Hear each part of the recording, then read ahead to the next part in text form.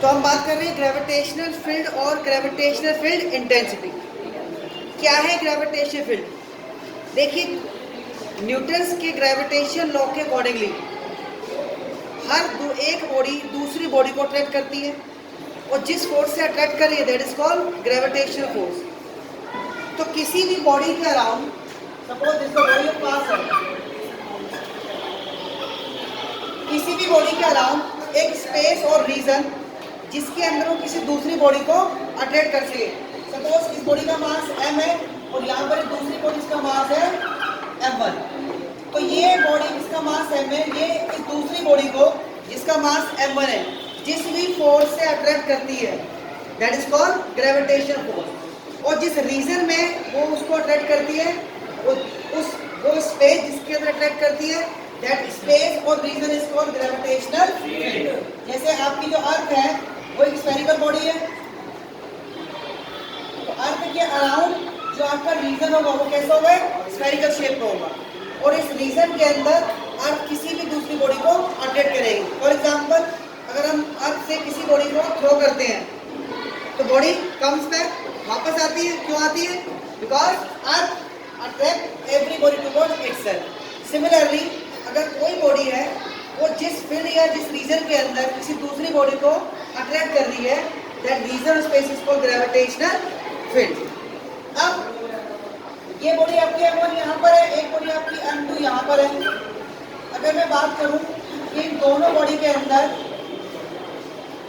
एक body M1 है, दूसरी बॉडी आपको M2 है, तो मैं कहता हूँ ये जो जिस बॉडी जिसका मास M है ये इन दोनों में से किस बॉडी को ज्यादा फोर्स से अट्रैक्ट करेगी? क्योंकि हमें पता है कि जो फोर्स है that is inversely proportional to r²। तो जिस बॉडी का डिस्टेंस ज्यादा होगा वहां पर फोर्स क्या हो जाएगी? कम हो जाएगी। तो इस बॉडी का डिस्टेंस क्या है? इस बॉडी से कम है, तो r कम है, फोर्स विल बी मोर। इसका मतलब जो बॉडी इस बॉडी के पास है उस पर फोर्स आपकी ज्यादा लगेगी। तो जो m बॉडी है वो m2 पर फोर्स ज्यादा लगाएगी, यानी m2 को ज्यादा फोर्स से अट्रैक्ट करेगी। अब ग्रेविटेशन फील्ड इस पॉइंट पर अलग होगा, पॉइंट ए पर, और पॉइंट बी पर अलग होगा, क्योंकि दोनों पॉइंट पर आपकी पोजीशन वेरी कर रही है। तो ग्रेविटेशन फील्ड को मेजर कैसे करें? ग्रेविटेशन फील्ड को मेजर करेंगे कि ग्रेविटेशनल फील्ड या फोर्स ऑफ अट्रैक्शन उस पॉइंट पर कितना है। तो ग्रेविटेशन फील्ड को मेजर करेंगे in terms of gravitational field at a point.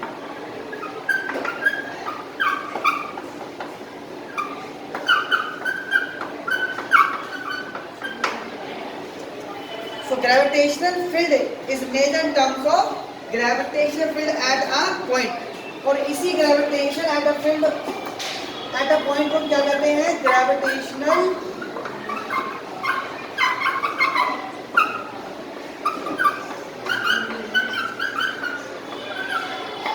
this gravitational field at a point is called gravitational field intensity, जो कि एक वेक्टर क्वांटिटी है। डायरेक्शन होती है टुवर्ड्स द मास।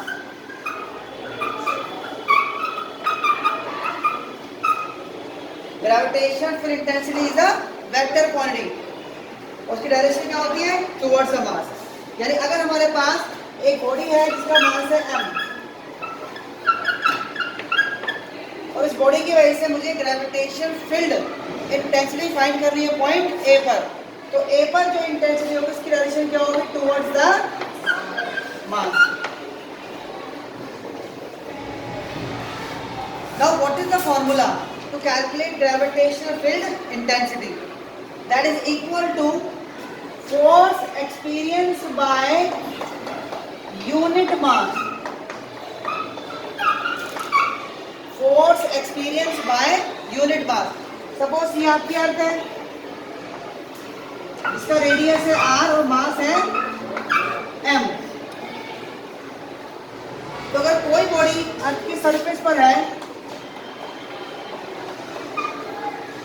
जिसका मास है 1 kg, तो ये 1 kg अर्थ पर कितना फोर्स एक्सर्ट करेगा? या इस बॉडी जिसका मास 1 kg है और अर्थ के बीच में फोर्स क्या होगा? F g mass of earth, mass of body divide by r²। और अगर मैं बॉडी का मास क्या ले लूँ 1 kg ले लूँ, तो उस केस में फोर्स क्या हो जाती है Gm बाय आर स्क्वायर। यही जो आपकी ग्रेविटेशनल फोर्स है for a unit mass, it is equal to gravitational intensity.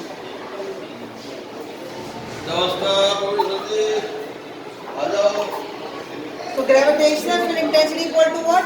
It is the force experienced by unit mass. Clear?